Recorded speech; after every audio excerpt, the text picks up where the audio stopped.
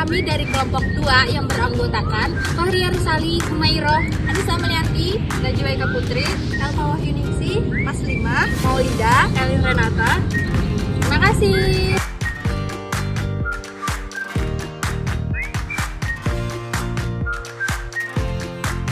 Pada zaman Mesir kuno, gangguan jiwa dianggap akibat masuknya roh jahat ke dalam tubuh karena masih bersifat mistis.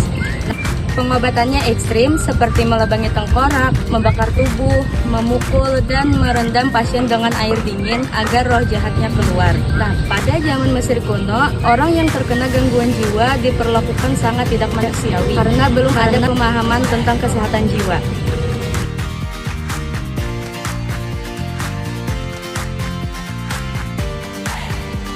Zaman Yunani atau zaman Hippocrates, yang dimana pada zaman ini pemikiran orang mengenai gangguan jiwa sudah mulai berubah. Pemikiran sudah mulai lebih rasional.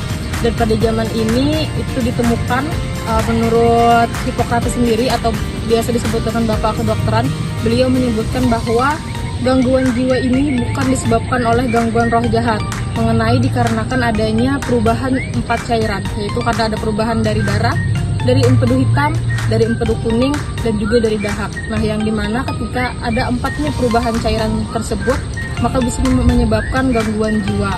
Jadi pada zaman ini juga perawatan sudah mulai lebih rasional, yaitu dengan cara masyarakat miskin atau orang dengan ekonomi menengah ke bawah itu dirawatnya di rumah sakit atau di rumah penampungan. Sedangkan orang kaya, mereka dirawat di rumah mereka masing-masing supaya merasakan lebih nyaman. Nah, pada zaman ini juga sudah mulai adanya pengobatan-pengobatan ilmiah. Yang ketiga yaitu zaman Vesalius. Andreas Vesalius adalah seorang ilmuwan anatomi yang mempelajari otak dan sistem tubuh manusia. Dia mencuri mayat untuk mempelajari struktur tubuh manusia karena praktik bedah anatomi saat itu dilarang keras, sehingga ia sempat diadili. Penelitiannya membuka jalan bagi anatomi otak dan tubuh manusia secara ilmiah, menjadi dasar bagi perkembangan kedokteran dan keperawatan jiwa modern.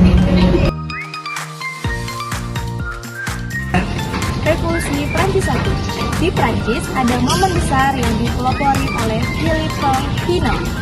Sebelum zaman Pinel, pasien gangguan jiwa sering dikurung, dipasung, dan dirantai.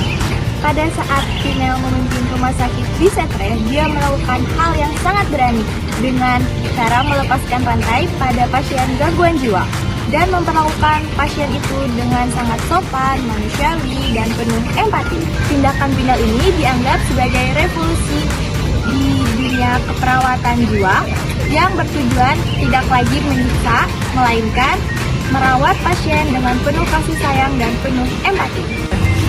Revolusi Prancis I membawa perubahan besar dengan memperlakukan pasien secara manusiawi.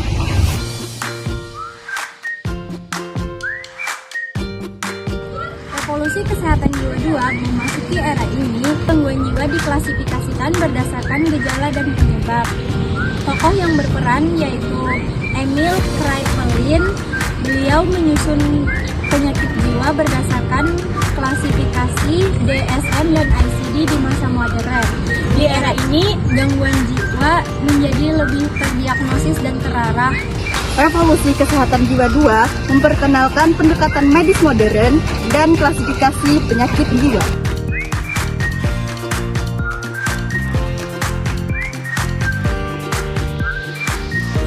Revolusi Kesehatan Jiwa 3 yaitu di mana pelayanan kesehatan jiwa yang bergagas di rumah sakit besar ke komunitas.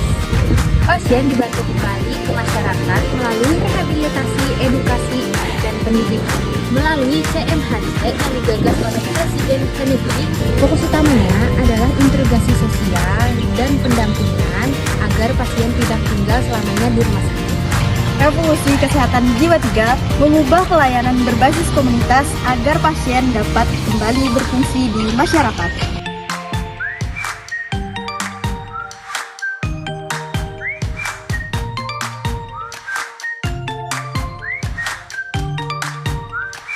Jadi, perkembangan kesehatan jiwa bergerak dari cara pandang mistik lalu dirubah ke yang lebih manusiawi dan rasional.